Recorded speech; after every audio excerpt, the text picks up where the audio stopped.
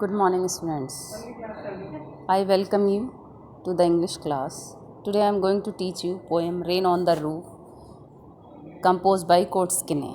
And before starting explaining poem, I am going to tell you the hard word of the poem. Listen attentively and try to write these words in your notebook. Humid, humid, humid means wet, wet.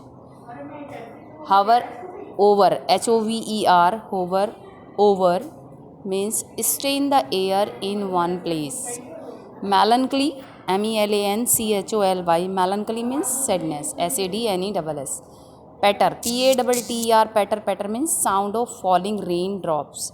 Overhead means above the head. Tinkle means the sound of rain falling on stones. Shingles, shingles means small smooth stones. Echo means resounding sound. Fancies, fancies means imagined things. Recollections means memories.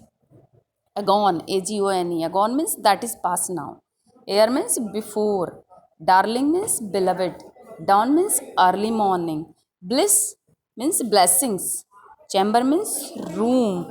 Starry spheres means sky full of stars. Rainy tears means raindrops. Woof means woven structure. Patter means sound of falling rain.